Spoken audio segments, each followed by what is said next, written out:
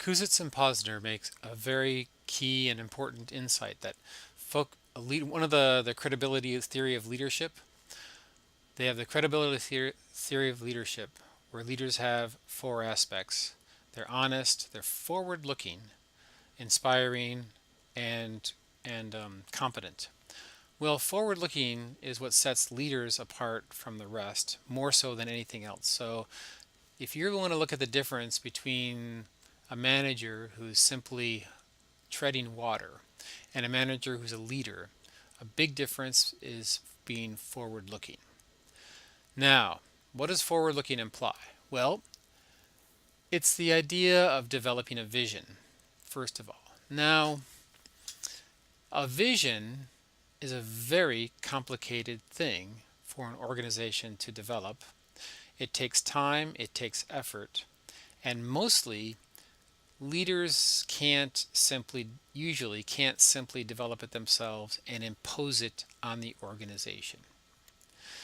Vision is something that I think of as a piece of clay. It's constantly being molded. It's constantly being shaped. It's constantly being improved. And it becomes improved as you get more information and more insights.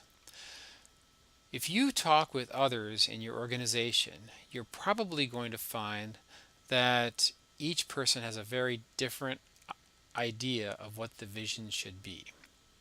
There's no way that people in an organization are going to develop a shared vision or a common vision without some discussion, without some interaction, without some work. Now, in my experience, I don't think that this you can get a vision of a future with simply a committee meeting or a discussion board or anything like that. It's got to be a continuous type of effort that you sort of develop. You talk with one or two people, you talk with more and more and more, you stay optimistic, and by all means, keep at it. 30 minutes per day. In other words, every day. Not simply wait until the committee meeting to talk about a vision for the future. And I think that that's a formula for leadership. Now, what you don't do, I don't think that successful leaders do this, is they don't have a very well defined, clear, absolutely dominant vision and then they simply impose it on others.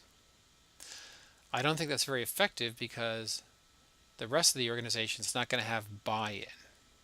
Rather, what you do is a vision as you develop your leadership, you develop your understanding of the future, you have some broad idea of a vision, and then you let others clarify it, work out the details. A related concept to the being forward looking is the idea of forecasting, predicting environmental changes or variations, and these are mostly external changes or variation. You have to have an understanding of the external environment of the firm, the competition, the new regulations, new consumer preferences, more some of the supplier differences, the changes in technology, changes in the global environment, globalization. Let's predict some of those. Now, within an organization, very often there is a group or a small number of individuals who are in charge of forecasting. These individuals tend to have a lot of power. And I would argue that as a leader, you have to become involved with the forecasting team and to help get a better understanding of the environment. But the forecasters get power because it's very important for people within an organization to have some sort of stability in terms of expectations of the future. As human beings, we sort of operate better if we're confident that our efforts will pay off in the future. Now, our efforts will pay off in the future. That's expectancy theory. If the future is predictable, if the future is entirely uncertain, that sort of gives us as humans a sense of insecurity, and it saps motivation. It saps, um, I guess, confidence and optimism. It introduces chaos. Well, we don't want to have too much chaos. We want to get the environment as predictable as possible. Forecasting is a way to do that. Another related concept to being future oriented is bringing the forecasting, the external environment, our understanding of that, inside the organization. A related concept is something called appreciative inquiry. And there's four parts to appreciative inquiry. But basically, we're talking about organizational change. Leadership, by definition, one of the definitions is changing the organization and the way the leader wants it changed. So organizational change, the key part of leadership. Appreciative inquiry brings together the ideas of a leader being future oriented with the leader sharing and talking and discussing about the future of the organization. So appreciative inquiry puts some structure on that. Four parts to it. One is discovery, figuring out the best parts of the organization. Two is looking at the future and dreaming about what the organization may become. A very positive, it's appreciative inquiry, a very positive view of the firm. We're not simply trying to solve problems like some organizational change methods. Rather than solving problems, we're anchoring on a vision of a better organization in the future. Third part, dialoguing how the organization needs to change. So you design the new organization and how to get it from where it is now to where it needs to be. And then once you get those abstract, very large scale things, develop short-term goals and implement them. The idea of delivering. So appreciative inquiry is a very way to maintain positive thinking, positive view toward the future, and changing the organization. So you're not changing out of crisis, you're not changing out of desperation, you're changing out of a desire to become a better organization. It sort of blends a lot. It blends the ideas from Kouzes and Posner and I think best practice, and also it enables organizations to change while getting the best efforts out of its members. Another concept motivated by Kouzes and Posner's chapter 4 is future search. It's an organizational change strategy, and it sort of links forecasting, which is simply looking at the external environment, bringing the forecasting model into the firm. So you look at the system-wide group sessions lasting a few days that consist of forecasting or using the results of forecasting, identify trends, and establish ways to adapt to these changes. So future search is again forward-looking, the Kouzes and Posner idea. It's not always negative. And instead of the four parts of appreciative inquiry, you're sort of like simply establishing ways to adapt to changes. It's very much maybe a little bit negative, but you're simply saying, as an organization, there are changes in the external environment, and we have to do it, and we have to adapt to those. Appreciative inquiry, on the other hand, is mostly looking inside the organization. Of course, the external environment is there, but it's sort of in the background. With future search, the external environment is what drives the whole process, not so much the dreams of the members. Kouzes and Posner's chapter 5, You Can't Do It Alone, just reiterates a theme, emphasizes a theme that I've already touched on from chapter 4. But it provides a little more detail. You need to have strong value-laden interpersonal relationships with key others in order to trusting interpersonal relationships matters here.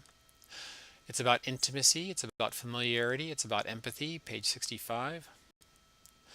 And so the idea is that leaders and the rest of the organization are maybe looking at a crew of a ship, and the ship is sailing through very turbulent waters and stormy waters. So, in order to get the ship through, you've got to have everybody working together to navigate the difficult climate. Now, there's a nice quote on page 72 about how futile the opposite case is. If you're a leader and you're in a position of leadership, and you think that you have all the answers and that you're just simply sharing your vision with others, the problem with that is that you don't develop, you don't get the honest opinions of others in your organization. You tend to get, massaged information. How do you, as a boss, as a leader in an organization, how do you get others to tell you not what you want to think, not what they think you want to hear, but to tell you what they really think? That's a trick. And I've been in a number of organizations where once I got promoted, I got treated very differently by everyone in it, by everyone subordinate to me, and it was a barrier. How to break it through? I don't know. I just mention it as an issue. One way is certainly to develop trusting relationships, which we've talked about, and also have constant dialogue regarding the future of the organization. Good luck. From the Phillips reading, chapter 8, there's 4 chapters we're talking about in this week's readings. Chapter 8 talks about exercising a strong hand, and it's the first part of implementing a vision for the future. So how can a leader take a vision that he or she has shared within the organization, and then implement it forcefully? So chapter 8 has some colorful things. The shin fly on the subordinate that hurts the subordinate but motivates him or her to work hard to implement the vision. Secondly is the idea of the lion who, I don't know, took, in order to get something he wanted. In this case, a lion fell in love with a maiden, and in order to get her father's permission to marry her, he sacrificed his strength, and then the father beat him up. But that's some colorful little stories. But there are 3 instances that Lincoln took strong action that I want to emphasize. One is the Emancipation Proclamation. The Emancipation Proclamation was a very powerful statement. It freed the slaves. It gave the North African Americans, who were then augmented the North's army to a great extent, and provided the North with great intelligence from the South. There was the former slaves, or the slaves in the South, were great sources of information about Confederate troop movements and the like. But Lincoln had no constitutional authority to free the slaves. The only authority he had was as commander-in-chief of the army, as a matter of military option. And sure enough, once he took that strong action, he was able to get the constitutional support later with the 13th Amendment. But at that time, it was kind of a really controversial thing to do, and he did a great job. Well, history says effective job. Second, his firing of Samuel Chase. Samuel Chase and Lincoln had huge differences, and Chase had this he sort of like was sabotaging Lincoln's vision, or a lot of Lincoln's ideas for running the country. He kept on, as part of his ploy, as part of like a fit to get what he wanted, he had this tactic of offering his resignation. Well, when Lincoln had had enough of Chase, he accepted the resignation and thereby lost a great deal of talent in his administration. But he gained cohesion and coherence around his vision. So the strong hand and the decisiveness that Lincoln showed helped to cement the followers around his vision. The third incidents that I think of with Lincoln is with the state of Maryland. Maryland was a slave state in 1859, 1860, and when the legislature was about to meet to vote on secession from the Union, a vote that probably would have resulted in secession and a vote for secession, Lincoln stopped it. He stopped it with using using federal forces. He broke up the legislature and imprisoned enough legislators so that they could not form a quorum and they couldn't vote.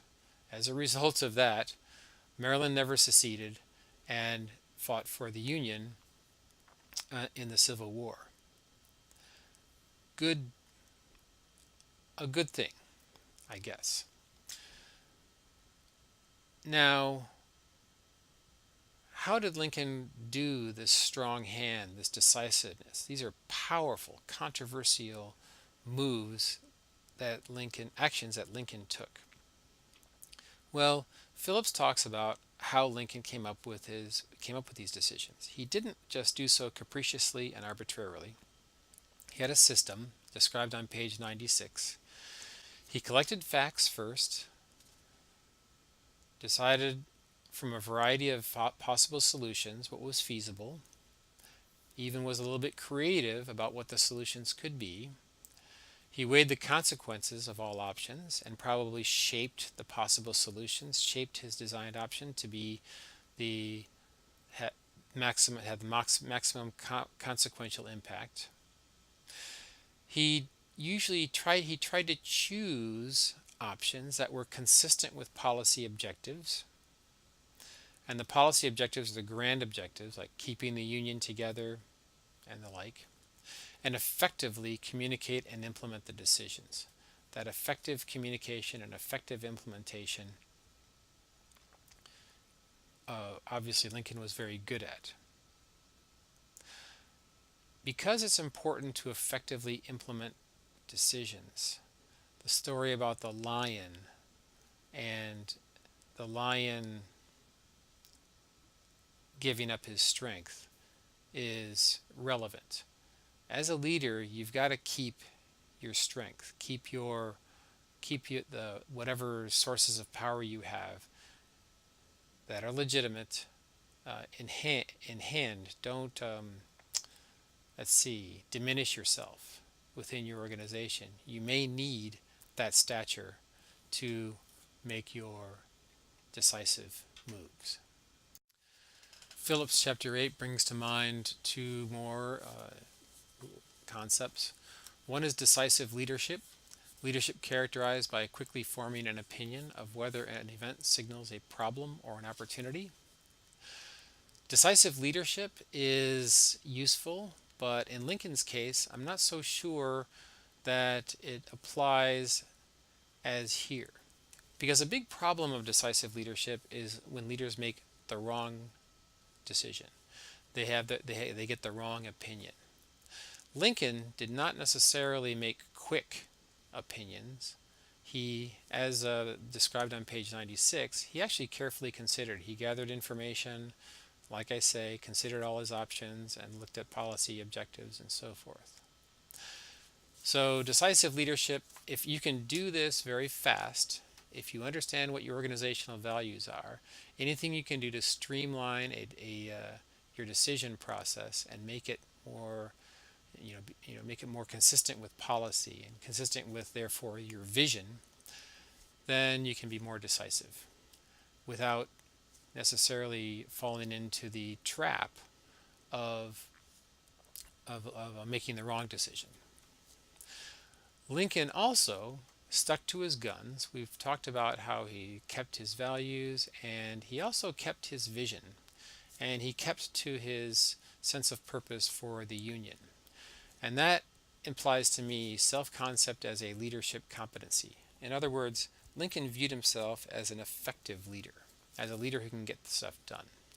And by definition, there's 4 parts. Well, it's a positive self-evaluation.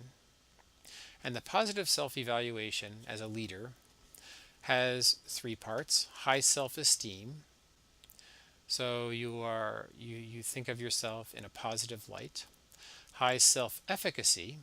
So you think of yourself as someone who is able to get stuff done. And internal locus of control, which means that as a person, you have control over your life and over you attribute your successes and failures to your own capabilities and decisions and actions. So Lincoln had these things, I think, and it might be worthwhile emulating Lincoln to think about how we can also emulate them. I think chapters 9 and 10 of Phillips have much to tell us about the role of a leader in an organization. First of all, leaders don't necessarily do all the work. As a matter of fact, what they need to do is to get others to be passionate, creative, and show initiative in doing their job. How do you do that? One is you give followers the idea or the feeling that they have come up with the ideas themselves, and often they have. And Lincoln called this, or Phillips calls this, lead by being led. First of all, if a follower is motivated and competent and comes up with a great idea, and that idea is consistent with the policy and vision of an organization, and it's feasible, Lincoln would let them go with it and say, that's a great idea. I never thought of that. You can do that. And therefore the followers would feel great. They take credit for it. And if they accomplish something, Lincoln would not try to take credit from that accomplishment. He would let others bask in the glory of what they've done. And in a way that's true, although Lincoln would certainly be responsible for setting the policy directions and making sure that these results were indeed consistent with his vision of the organization. What does that require? The chapter mentions active listening, that Lincoln was very good at listening. Again, active listening we talked about, without judging and without feeling threatened, which is an idea of self-confidence and also emotional intelligence. Consistent with the idea of maybe servant leader, leaders should be humble, patient, self-controlled, seems to apply here. And basically it's a matter of character. A leader has to have the character to work with other aggressive, talented people and understand that the leader's job is not to dominate these other aggressive people, but rather to focus their efforts on the policy goals of the organization and to have a clear idea of what those goals are. A tactic that Lincoln used to deal with troublemakers is shown on the vignette on page 100 to 102, one of my favorite stories about Lincoln.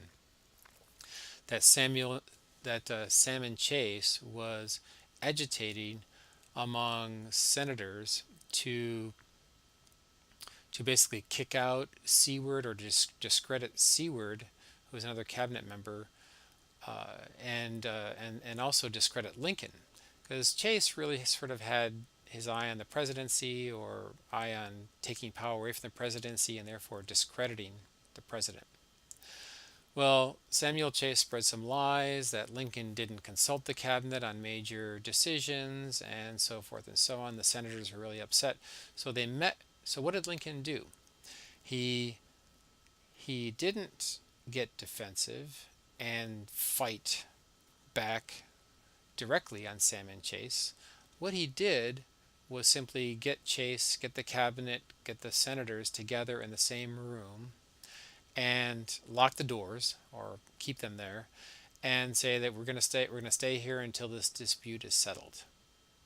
And the result of the dispute was Seward was vindicated, Salmon Chase was discredited forever.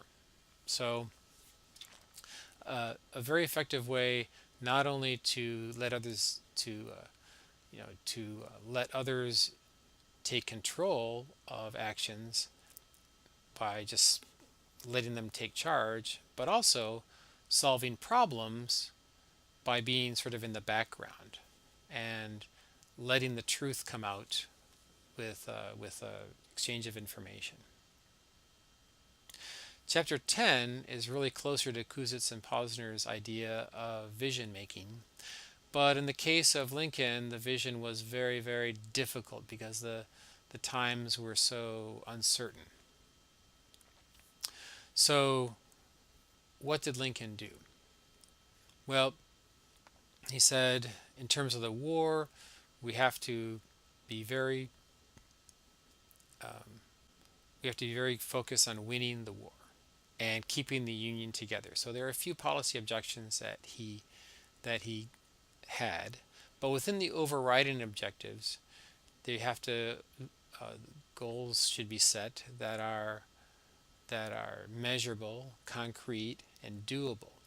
If they're not SMART goals, then they're going to be very discouraging.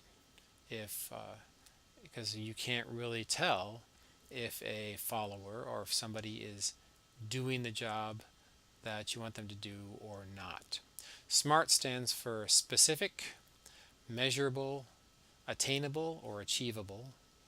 R stands for results oriented, and T is for timely. So I'm sure you've heard of SMART goals in your work, but certainly goals, the concept applies here.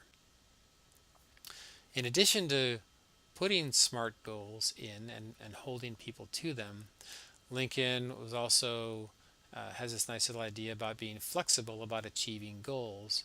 So you can set goals and be results oriented, but sometimes the goals got to change because of big stumps in the field or because sometimes the external environment just makes some goals not feasible.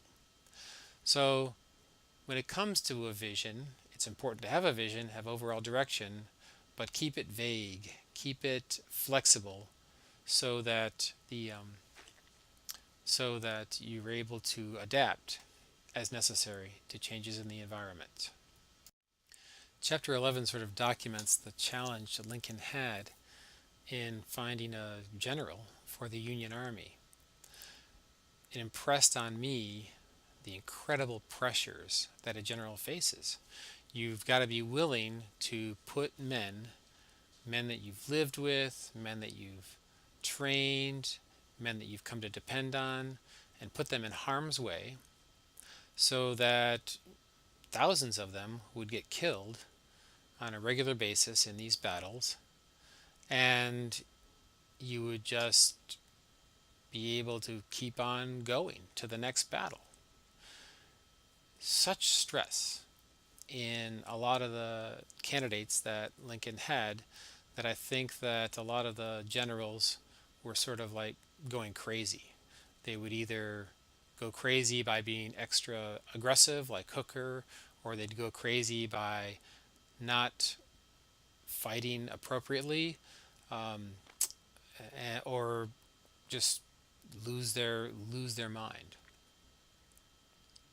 So what did Lincoln do? Well, he would go through a process of trying to choose the best person to lead the army. And he followed the following procedure.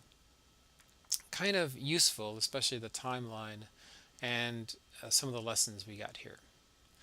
You'd select the best you can from your subordinates. You would pick the best general you could possibly get and put them in place. Then you'd monitor them and support them, but also observe them. Lincoln actually went out into the field, talked to the soldiers, talked to the generals, watched what was going on, uh, asked for reports of progress. He was great at staying up late at night and looking for telegraphed news of the war from the Western Front, from the Southern, from the Pennsylvania, from everywhere. Select the best you can, and then monitor them and support them, but also observe them.